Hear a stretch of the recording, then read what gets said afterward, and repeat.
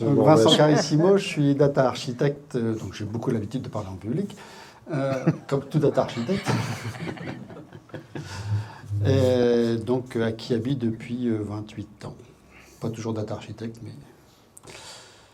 Alors aujourd'hui, donc c'est la data au service de la vision. Donc c'est vous montrer un peu comment Kiabi se transforme et comment la data derrière s'est transformée pour avoir une data qui soit vraiment au service de la vision.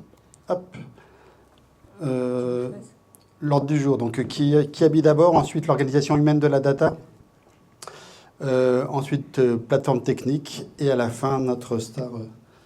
Non, on l'a fait pas. Et crotte. Kiabi depuis 1978. Donc là, c'est notre présentation corporate qui est autorisée à diffuser. Donc c'est donc depuis 78, on est maintenant 10 000. C'est beaucoup. Les dates clés, 78, création par le petit frère de Gérard Mullier, à côté du magasin d'Auchan-Ronc, qu'il a créé, le Kiabi Ronc, dans la galerie marchande. Ensuite l'Espagne, ensuite l'Italie, ensuite dès 96, on a lancé un site d'e-commerce, ce qui était assez précurseur, parce qu'en 96, il n'y en avait pas beaucoup qui lançaient de site d'e-commerce.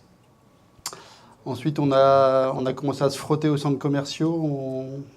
On n'y a pas été franchement, on n'y est toujours pas franchement, on est toujours en magasin de destination plutôt, dans notre jargon. On n'est pas vraiment en centres commerciaux, sauf dans les malls, dans les pays en franchisé. Depuis 2019, on est leader enfant-bébé, là où Decathlon n'est pas, parce que sinon Decathlon nous taille des croupières sur l'adulte. Depuis 2022, communication, toujours plus pour les familles. Et en 2024, on a accéléré sur la partie seconde main avec la marque Bibs.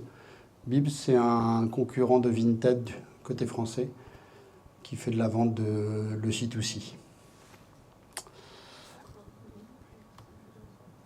Nos chiffres, 24 millions de clients, oh, c'est un peu rapide.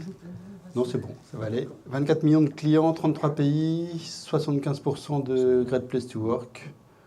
Donc on est assez content. Dans le monde.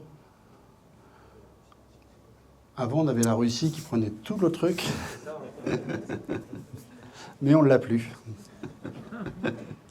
Comme tout le monde. On est parti juste un peu avant tout le monde, mais sinon ça fonctionne pas mal avec les franchisés dans tous les pays de MEA, comme on dit. 640 points de vente. Donc grosso modo 400 succursales.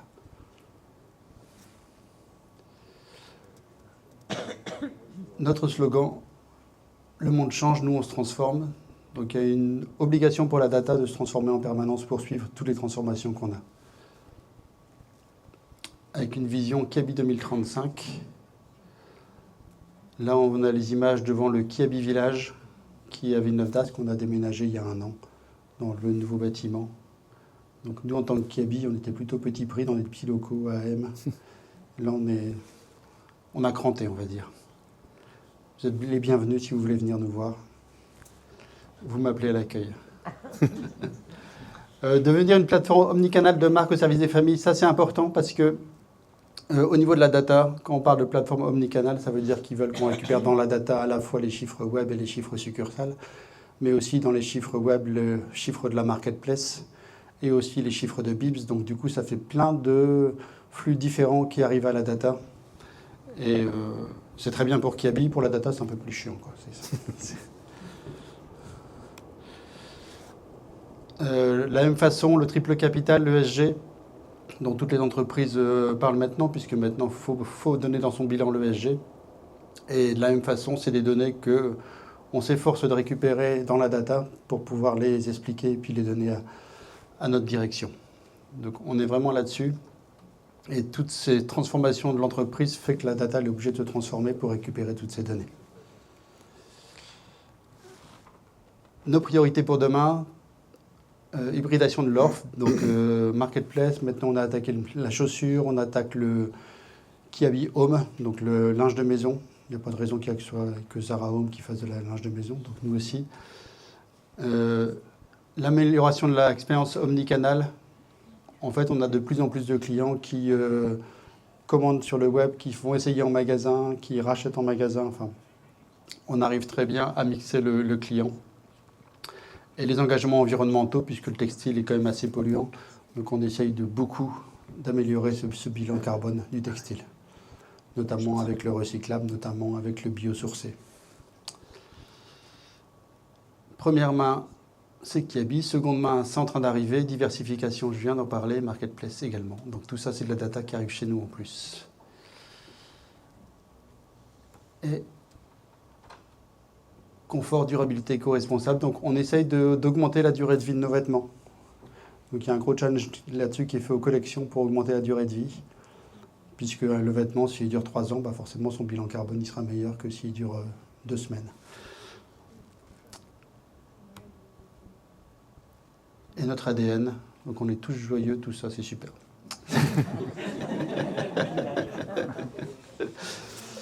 Ouais. On va passer dans la partie informatique qui est plus que je maîtrise plus. Donc à Kiabi, on a plein de métiers, des domaines différents, l'offre, la supply, le stock, le retail, le client, la finance et la chair. Donc c'est plein de métiers sur Kiabi. Et notre nouveau responsable qu'on a depuis 1 an et demi, il a dit, en fait, on va coller l'organisation de la data à l'organisation des métiers. Donc du coup, on a créé 8 domaines dans la data, avec des équipes spécifiques qui vont chacune s'occuper des domaines de manière à ce que chacun ait sa spécialisation et qu'on puisse travailler là-dessus. Moi, j'appartiens à la partie du bas, le Data Components. On s'occupe du front et du back. On en reparlera un peu tout à l'heure. La seconde main et circularité, c'est un métier qui a été créé récemment. On a recréé une squad là-dessus parce qu'on a vraiment des besoins spécifiques sur ce sujet-là. Dans une squad, qu'est-ce qu'on a? On a le data leader. Il a son data manager. Data manager est essentiel puisque c'est lui qui va gérer sur Data Galaxy toute la partie documentation de la data. Un truc qu'on ne faisait pas beaucoup avant, qu'on n'aimait pas faire, qu'on n'aime toujours pas faire d'ailleurs. Mais c'est essentiel, notamment on a vu avec l'exemple de l'IA tout à l'heure. Si la donnée n'est pas renseignée, l'IA ne saura pas aller chercher ce que c'est. Donc on a volontairement mis un poste pour responsabiliser dans l'équipe quelqu'un sur toutes les données qu'on a dans la data. Data analyst classique, ils sont passés de Tableau à Power BI l'an dernier. Data engineer, toute la partie flux, alimentation. On est sur la partie data form au niveau de GCP. Data architecte et quelques data scientists également. Plus sur la partie client, classiquement. On a mis en transverse de toutes ces équipes 2 chapters. Le chapter des devs et le chapter des data analysts, de manière à ce qu'on ait une certaine unité et beaucoup de travail collaboratif entre eux, pour qu'ils se connaissent bien et qu'ils n'hésitent pas à se parler les uns les autres. Donc du coup, on les oblige 2 heures par semaine à se mettre dans une même salle et à se causer entre eux sur les différents sujets. Et ça, c'est super important, sinon ils restent tout seuls dans leur équipe. Et ça nous fait des développements divergents, des écrans divergents. Donc 2 chapters, le chapter data ingénieur et le chapter data analyst. Obligatoire. On chope les devs pour les obliger à venir se parler. Ils n'aiment pas beaucoup, mais bon, on fait avec. Au niveau technique, la data platform. Là, je me suis amusé, j'ai demandé à l'IA de me sortir tous les buzzwords data depuis 2000. Donc normalement, vous reconnaissez plein de choses, puisque vous êtes tous de la data. Ça doit vous parler. Donc on en a bouffé des technos, je trouve. Enfin, franchement.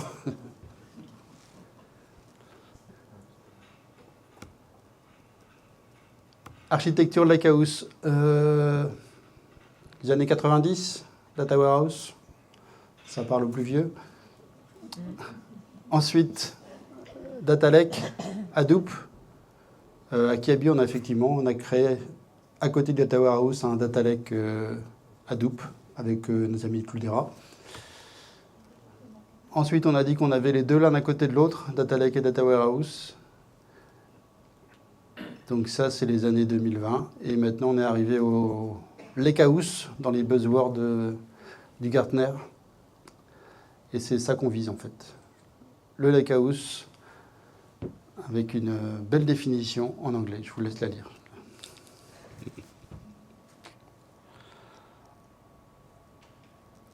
Donc on est vraiment là-dessus. Et à Kiabi, on est sur GCP, sur cette partie-là. Donc comme je vous le disais, on était avant 2024, on était sur un data warehouse avec des ETL, de l'Oracle classique, un cluster Hadoop Cloudera, une base de colonnes Actian, du Business Object et du Tableau. Donc ça, c'était notre techno. Depuis 2021, on a un projet Kingle Kiabi and Google qui est arrivé à Kiabi. Donc à partir de 2021, on a signé un gros contrat avec Google pour dire maintenant, ça sera Google First pour toute nouvelle application chez Kiabi. Donc du coup, la data, elle doit aussi passer chez Google. Et donc du coup, notre brique techno, c'est devenu ça. Ça s'est simplifié. On nous a dit c'est GCP et Power BI. Looker n'a pas été choisi parce que pas assez évolué par rapport à ce qu'on fait au niveau reporting. On a testé quand même, on a regardé. Et puis pour rien vous cacher, on était sur Tableau l'an dernier et notre nouveau CDO nous a dit ça sera Power BI pour des raisons de coût. Et du coup, on est tous passés sur Power BI très rapidement. Je rigole parce qu'avec Valérie, je lui ai annoncé qu'on ne paierait plus chez elle les licences Tableau. Voilà. Donc du coup, ça lui a fait une grosse prime en moins.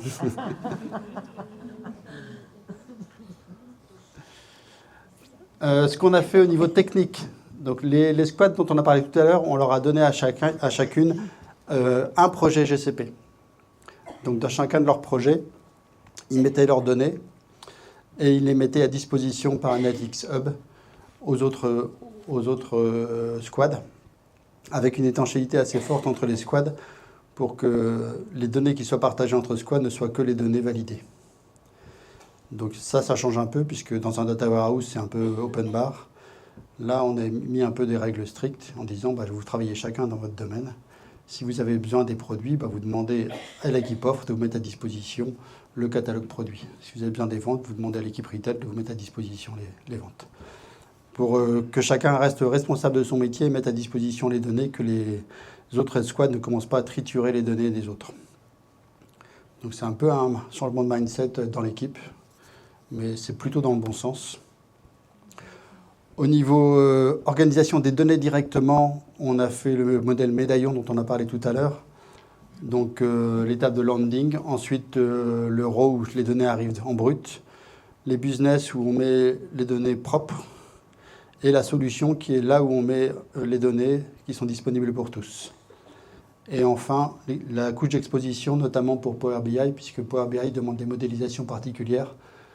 Donc du coup, on a mis tout ça dans un dataset particulier d'exposition pour que ça ne soit pas mélangé au reste. Ça marche pas mal, les devs sont assez contents et ça donne des trucs assez propres, notamment sur la partie linéage qu'on a avec le Dataplex sur GCP. Donc ça, c'est vraiment bien. La brique techno. On a les outils support monitoring. Donc si je pars de gauche à droite, on a Dynatrace, qui est l'outil qui a été choisi par la DSI pour faire toute la partie log monitoring d'infra. On l'utilise un petit peu aussi pour faire du monitoring de fonctionnel. Ça fonctionne plutôt bien avec GCP. À voir par la suite pour qu'on arrive à l'étendre un petit peu. Teams, puisque Teams maintenant il récupère les données par des puits de log et on envoie les messages d'erreur par Teams. GitLab classique, Terraform, toute l'infra sur GCP est gérée avec Terraform. Donc ça c'est plutôt bien et c'est plutôt sain. Data Galaxy pour la partie data management.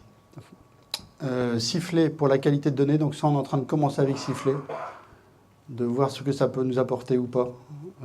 On a pris une petite licence là, pour cette année. Est-ce que Sifflet enfonce des portes ouvertes en donnant de la qualité qu'on aurait déjà dû faire avant ou pas? On est curieux de voir ce que ça donne. Partie Docker qui vient directement avec GCP. On a fait une couche qui s'appelle Digest pour faire le dispatch et l'ingest. Ça, c'est du fait maison avec du PubSub, du Cloud Run. Et l'orchestration, on a utilisé l'outil Cloud Composer ou Airflow qui est directement dans GCP. Donc, c'est vraiment l'idée de faire du Google First.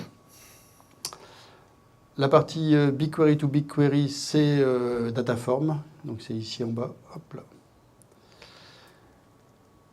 Et l'export, on le fait l'export avec Analytics Hub. Même les données qu'on partage avec Values, on les met à disposition dans Analytics Hub. Donc ça, c'est assez pratique. Power BI. Power BI, on a décidé en février 24 de passer sur Power BI. En avril, on a mis l'infra en place, l'intégration avec l'IAM, l'intégration avec l'AD, ça s'est plutôt bien passé. Avec notre UX designer Ludovic, on a mis en place les templates. On a déployé le desktop sur les postes des data analysts. On a fait les premiers tests avec Labs, ça marchait bien aussi. Et en juin, on a pu ouvrir un premier rapport vers nos 600 magasins. Et franchement, ça s'est bien passé. Ça résiste bien à la charge parce que, en fait, comme de toute façon, Power BI il demande des modélisations très précises, on n'a pas de problème de temps de réponse qu'on pouvait avoir avant avec Business Object, puisqu'on fait vraiment des modélisations qui doivent faire moins de 12 gigas. Donc, du coup, ça répond vraiment très vite et pour tous nos magasins. C'est le message principal qu'on a eu avant même l'interface, c'est de se dire bah, ça va drôlement vite Power BI par rapport à ce qu'on avait avant. C'est l'intérêt. Comme Power BI oblige à faire de la modélisation très exprès pour Power BI, bah, du coup ça va vite.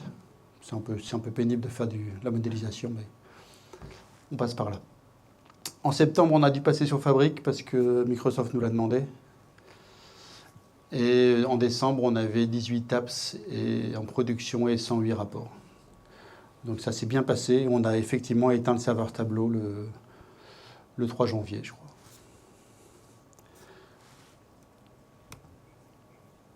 Et ça, c'est notre portail Data Team. Donc, pareil, c'est organisé par domaine. Avec à chaque fois, vous avez en haut le nom du domaine, client, human resources, retail, stock. Donc ça avance bien, ça développe bien, ça partage bien avec les métiers. C'est ce que Ludovic va nous présenter tout à l'heure. Les pépites et les pépins. Les pépites, l'embarquement rapide des nouveaux sujets, comme on a bien cadré comment fonctionnait la data, comment devait fonctionner la data, les data ingénieurs, ils ont bien compris et ont bien respecté les rôles. Le data manager a eu son rôle pour obliger les devs à faire comme il fallait. Le nombre d'utilisateurs Power BI, ça a très bien marché sans s'occuper du tout sur la puissance de la plateforme, tout ça. Donc, nos 5000, enfin nos 10 000 utilisateurs potentiels, ça a été... En fait, c'était pas un sujet, donc ça, c'est super. Le design unifié, tous les rapports ont la même tête, ça, c'était aussi un gros plus par rapport à ce qu'on faisait avant. Et le passage Tableau à Power BI qui s'est déroulé sans couture, donc ça, c'était vraiment bien. La partie pépin, en fait, on a migré Cloudera très rapidement. Donc, on a migré sur GCP, on a migré Cloudera sur Dataproc. Donc, le PySpark qui est exécuté sur Cloudera, il s'est exécuté dans Dataproc, qui est un outil de GCP. Et donc, du coup, lui, il est resté tel quel et on a du mal à remettre toutes les données qu'on avait qui mettent dans Dataproc, de les remettre correctement dans la partie nouvelle en 12 domaines, enfin en 8 domaines qu'on a créés. Donc ça, c'est un peu lourd à créer. Le dérapage coût cloud. Quand on avait fait la première étude cloud avec Accenture, on était à grosso modo 25 000 € par mois en coût prévisionnel. Et en fait, là, maintenant, on est au double. Donc, il paraît que c'est classique dans le cloud. Pourtant, on a fait des beaux calculs avec Accenture, on y croyait. Mais c'est comme ça. En fait, on l'a expliqué comment, c'est que comme c'est facile et que c'est ouvert, on fait toujours plus de choses dans BigQuery que ce qu'on faisait avant dans Cloudera. Grosso modo, dans Cloudera, quand on pouvait lancer une requête, ça pouvait durer quelques heures. Là, sur BigQuery, ça va assez vite, donc du coup, ça se lâche pas mal. Il y a pas loin de la moitié de la facture qui sont des requêtes de la partie BigQuery. Et la question du volume, c'est du classique. Hein, le ménage est rarement fait en informatique, on n'aime pas ça.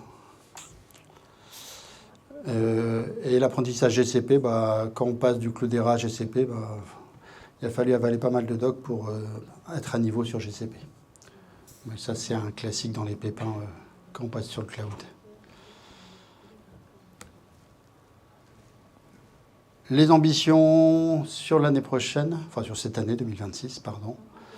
Donc l'IA, on en a parlé. Donc on fait déjà des tests avec Sphere sur l'IA. On en était un peu au même niveau qu'on a vu tout à l'heure avec Chronodrive, c'est-à-dire que nous, on a attaqué le domaine ressources humaines. Donc au lieu de demander le chiffre d'affaires, on a demandé les effectifs de Kiabi en 2025.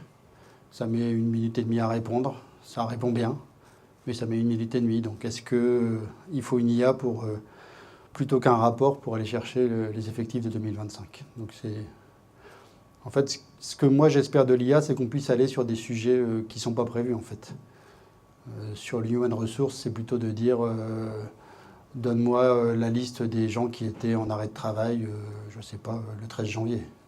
Des choses qui sont plus compliquées à aller chercher dans du reporting, pas prévues dans du reporting. Là, ça serait plus intéressant si ça fonctionnait, avec le problème de est-ce que je suis sûr de la data que me sort l'IA. Donc s'il m'invente des gens, ça ne va pas aller. Donc, un peu comme Chronodrive, on demande à l'IA de créer les requêtes et non pas d'inventer les données. Donc, il doit créer les requêtes. On est en train de travailler avec Data Galaxy sur accéder directement à leur MCP pour aller chercher les données de Data Galaxy qui vont me renseigner comment sont ordonnées les données à Kiabi et derrière pouvoir générer les requêtes automatiquement. Notre premier test, on a extrait les données de Data Galaxy, on les a mises dans une base BigQuery pour les donner à Gemini. Donc là-dessus, c'est un message pour Christelle. Elle n'est pas là. Elle a posé. Puisque le MCP de Data Galaxy est en preview. Donc il faut qu'on ait un accès.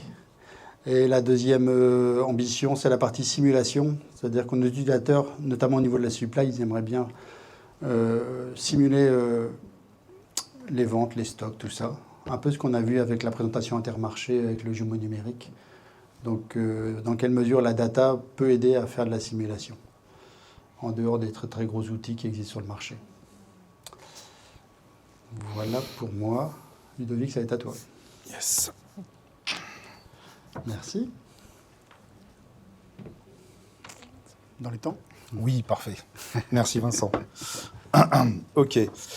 Donc moi, je vais vous expliquer un petit peu comment est-ce que, sur la taille de l'équipe qu'a évoqué Vincent tout à l'heure, on a pu déployer l'UX Design pour justement faciliter cette migration de plateforme vers Power BI et quelles démarches on a mises en place et quelles sont les grandes étapes et les choses sur lesquelles il fallait rester vigilant pour garantir justement une unicité de design, une expérience unifiée pour tous les utilisateurs donc, de Power BI.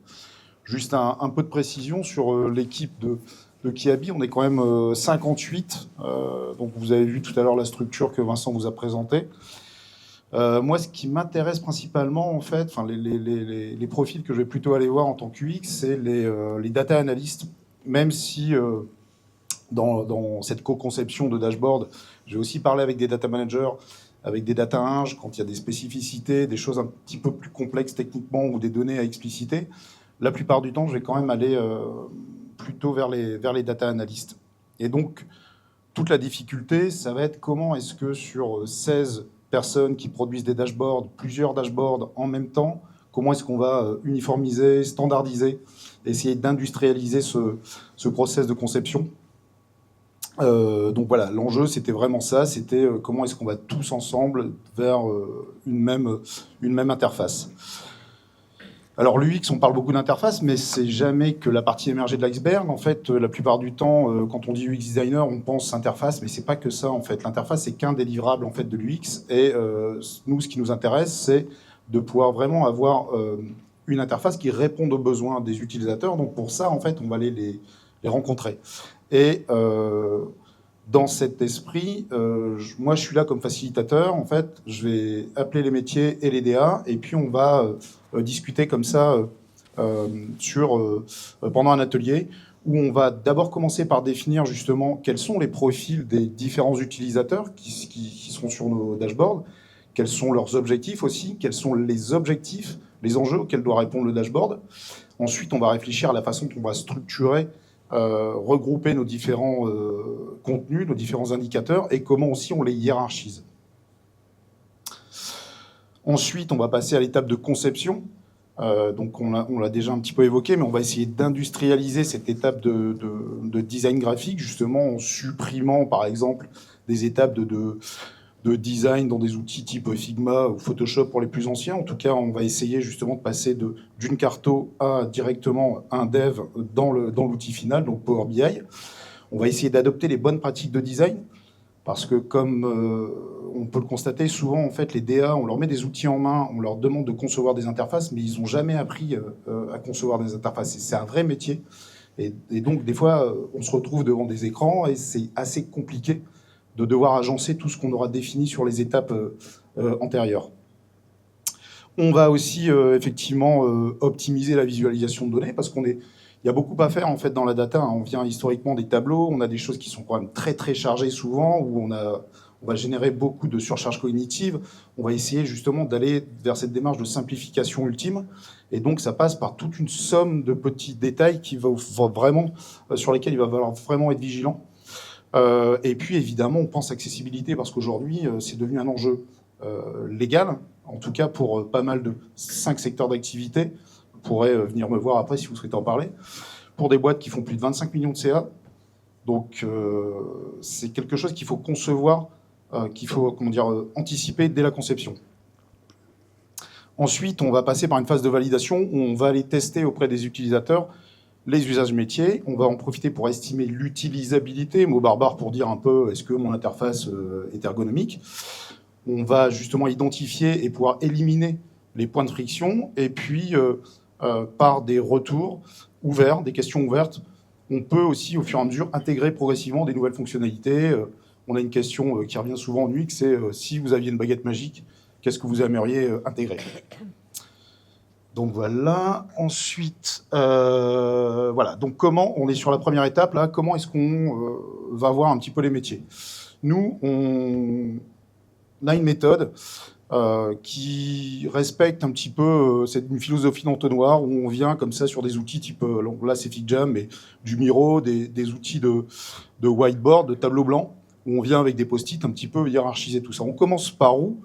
On commence d'abord par est-ce qu'on le voit ici ? Est-ce que je peux zoomer ? Tac, tac. Voilà, on commence par, comme je vous l'ai dit, lister les profils utilisateurs, leurs objectifs, et puis on va être hyper vigilant sur la rédaction de l'objectif du tableau de bord sous la forme d'une US, d'une user story. C'est-à-dire que, en tant que profil utilisateur, je cherche donc, les infos qui doivent être sur l'écran, afin de comment est-ce que je transforme ces infos en action. Et ça, c'est hyper important, parce que ça va nous permettre justement de rester, c'est notre garde-fou en fait, c'est ça qui va nous permettre de savoir si cet indicateur a sa place ici, s'il n'y a pas un autre axe d'analyse qui se dégage, ou si on ne rentre pas trop tôt dans le détail. Tac, tac. Donc voilà, on peut, en fait, sur ces étapes, on vient justement lister nos indicateurs, c'est ce que vous voyez en bleu. On vient les hiérarchiser justement, parce que quand on aura écrit aussi cette US par page, par objectif de page, on vient justement hiérarchiser nos indicateurs pour qu'ils reflètent le processus d'analyse de la page. On réfléchit à la portée, la portée des filtres, puisque en fonction de leur portée, ils n'auront pas le même emplacement. Et donc voilà, on fait des whiteboards comme ça, où on vient structurer, hiérarchiser nos différents éléments. On peut aller jusqu'à typer nos différents indicateurs. Est-ce que ça doit être un donut ? Est-ce que c'est une évolution ? Etc. Voilà. Ensuite, ça c'est bien. Maintenant, on va passer sur la conception. Donc, comment est-ce qu'on peut s'assurer justement d'aller tous dans le même sens ? On va donc industrialiser par le biais des possibilités offertes par les outils, donc des thèmes. Donc là, principalement, ça c'est un JSON pour Power BI, où on vient définir un petit peu toutes les propriétés par défaut des objets.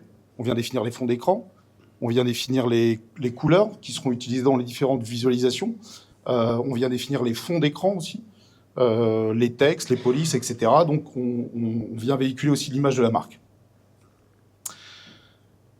En parallèle, on leur a fait une petite application, un Power BI avec un dataset, un petit jeu de données bidon, mais qui permet justement de poser, d'illustrer sur quoi va porter le thème, d'offrir un petit peu de documentation et puis aussi de quelques bonnes pratiques. Donc on voit ici notamment les palettes de couleurs qui sont utilisées, donc ça c'est dans le thème, donc ça nous garantit une homogénéité.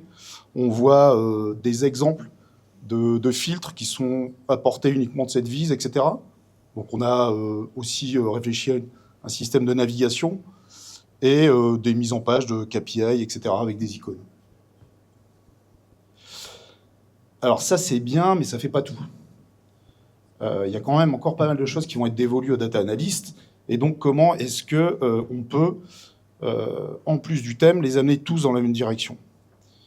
Ce qu'on a fait, c'est que sur les chapters DA qu'a évoqué Vincent auparavant, on a instauré un nouveau rituel qui est issu en fait du monde du design, qui est plutôt d'habitude pratiqué par les UI designers, qui est la design review. La design review, c'est quoi?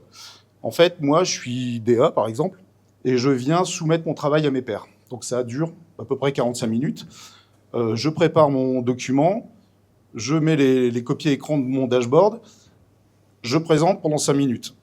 Ensuite, pendant 10 minutes dans le silence, chacun des data analystes vient choisir un des petits post-it que vous voyez en bas. Chaque couleur correspond à une réaction, c'est-à-dire que le vert, c'est j'aime bien, le violet, c'est ça me pose des questions, et le bleu, c'est j'ai des suggestions. 10 minutes, pendant les 10 minutes suivantes, le DA qui a présenté refait le tour de tous les post-it pour, si besoin, les expliciter, et ensuite transforme la couleur de son post-it en jaune, ce qui lui donnera sa backlog, enfin sa roadmap des évolutions pour améliorer son tableau de bord. Et ça, c'est hyper pratique, parce que non seulement ça permet de collecter du feedback hyper rapidement, et ça permet aussi à tous les data analysts de voir ce que fait son voisin et justement de désiloter un petit peu la production. Et ça marche bien. Il y a aussi évidemment, en fonction des appétences de chacun, des fois des besoins d'accompagnement au quotidien. Donc il faut aussi être disponible pour aller les voir sur des besoins précis, les aider justement à monter en compétences. Alors, on arrive sur la phase de validation. Donc, ce qui est important, c'est que, effectivement, comme je vous l'ai dit, l'UX design, c'est on comprend le besoin, on conçoit, on fait les écrans, mais ce qu'on a conçu, il faut aussi qu'on le teste. Et pour ça, en fait, on déploie des méthodes de test utilisateur où, en fait, on va aller à la rencontre de nos futurs utilisateurs avant qu'ils voient le dashboard. Donc, on est à peu près sur une étape de pré-prod. On vient rédiger sur les premières lignes que vous voyez, les lignes en bleu foncé, des scénarios qui correspondent à des cas d'usage qu'on veut tester. Donc l'idée, c'est, à travers ce scénario, de forcer l'utilisateur à naviguer dans l'application, à trouver une information, à filtrer, etc. On découpe le scénario en petites tâches, c'est la première colonne que vous voyez, et chacune de ces tâches, on vient la qualifier, réussite, difficulté, échec. Éventuellement, on commente, on note le temps de réalisation, les problèmes rencontrés, les solutions qu'il a trouvées. Ensuite, globalement, on a un peu une idée de ce que ça donne. Est-ce que c'est plutôt difficile, facile ou compliqué? À la fin du test aussi, on leur demande de remplir un livrable de l'UX qui est le test SUS, qui est en fait un questionnaire de pas du tout d'accord à tout à fait d'accord, de 10 questions, et qui nous permet en fait de délivrer un score d'utilisabilité, en gros, sur 100. Est-ce que mon interface est facile à utiliser? Et voilà, en général, on l'a fait sur effectivement le premier dashboard qu'on a déployé en magasin. On a eu un score de, alors c'est pas celui-là, on a eu un score de 79, ce qui est quand même honorable pour une première mise en prod, surtout quand des gens découvrent aussi l'outil Power BI, donc c'est quand même pas mal. Et donc ça nous permet justement après de se positionner et de voir un peu l'effort restant à faire pour sur les idées qui auront remonté sur les tests utilisateurs, de voir un peu comment est-ce qu'on peut justement, jusqu'à quel niveau on peut aller et déployer ces fonctionnalités. Voilà à peu près, rapidement, comment est-ce qu'on déploie l'UX dans cette architecture. Et puis, c'est le moment des questions. Voilà, je ne sais pas si vous en avez. Ouais. Oui. La question que je me posais, c'est quand on a un reporting qui est dédié à un type d'utilisateur de perspective, par contre, quand on a des reportings qui sont par exemple dédiés en transverse à 5, 6, 7, 10 métiers, donc on ne peut pas se retrouver avec un utilisateur qui met un 5 sur 20 et un autre qui met un 18 sur 20, et du coup, comment vous gérez ça? Alors, en UX, on a l'habitude de dire qu'il suffit de 5 utilisateurs pour lever la plupart des freins. Donc, évidemment, on fait des moyennes.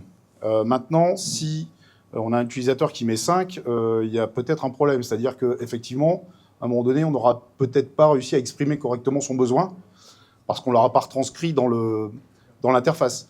Donc, en règle générale, si vous avez beaucoup d'utilisateurs, listez bien leurs objectifs. Et les objectifs, s'ils sont différents, vous aurez des dashboards différents. Il vaut mieux un petit dashboard, plusieurs petits dashboards qui font bien une chose chacun, qu'une grosse usine à gaz. Enfin, c'est ce qu'on disait, c'est-à-dire que les usines à gaz, ça ne marche jamais. En gros, plus vous avez de types d'utilisateurs différents, moins vous avez d'adoption. Et ça, on constate tous les jours. Des dashboards, des usines à gaz, c'est compliqué à alimenter, ça ne tourne pas, ça répond, ça survole les questions, ça ne va pas dans le besoin. Donc finalement, ce n'est pas adopté. Donc plutôt des petits dashboards de 4-5 pages, avec assez peu de vis, multiplier ces petits outils-là, ces petits dashboards-là, rassemblez-les dans un hub au sein d'une même app, comme on peut faire dans Power BI. Une app, c'est jamais qu'un agglomérat de plusieurs rapports. Donc l'idée, c'est ça, en fait. Il faut vraiment se concentrer sur le besoin, le challenger en permanence, s'assurer qu'on réponde bien aux besoins. C'est pour ça qu'on accorde une importance toute particulière pendant la période de définition sur la rédaction de la user story en tant que je cherche à la fin d'eux. Et ça nous permet vraiment de répondre effectivement aux besoins. Ça, plus les tests utilisateurs, normalement, le 5 sur 20, il n'est pas censé apparaître, quoi. S'il apparaît, c'est qu'on a loupé quelque chose en définition, et là, on repart en atelier. Mais ça ne m'est pas encore arrivé, mais ça pourrait. Du coup, j'avais une autre question plus sur Toujours pas de l'outil Squad. Est-ce que les data analysts sont centralisés côté IT ou ils sont côté métier? Alors, c'est un peu ce que tu as expliqué, Vincent. En fait, les data analysts, ils sont dans les squads de la data. On en a une petite partie qui sont dans les squads marketing client, dans l'équipe marketing client. Et cela, c'est plus les côtés data scientists qui font des analyses one-shot, ouverture d'un nouveau magasin ou comparatif par rapport à un Primark qui ouvre à côté d'un Kiabi. Enfin, vraiment des analyses pointues qui, à la limite, ne nécessitent pas Power BI. Donc, interne dans les équipes.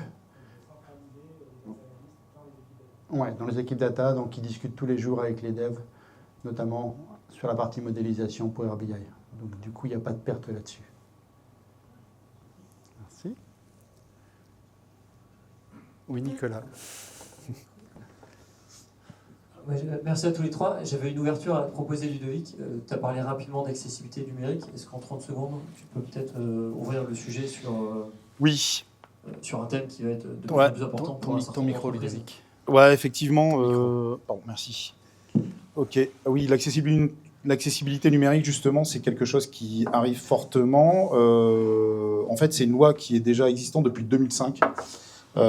Sauf que, quelque part, même si c'était déjà dans les fondations du web, de Tim Berners-Lee, W3C, ce qu'on appelle les WCAG, c'est quelque chose qu'on a oublié en fait au fur et à mesure du développement des sites, des interfaces, etc. Les préceptes étaient déjà là, on les a juste pas appliqués. Par contre, ce qui est important de savoir, c'est qu'aujourd'hui, la législation vous contraint. Alors attention. En fait, en fonction de votre secteur d'activité, il y a 5 secteurs d'activité aujourd'hui qui sont concernés, qui sont obligés de fournir une accessibilité numérique sur l'ensemble de la chaîne des services qu'ils proposent.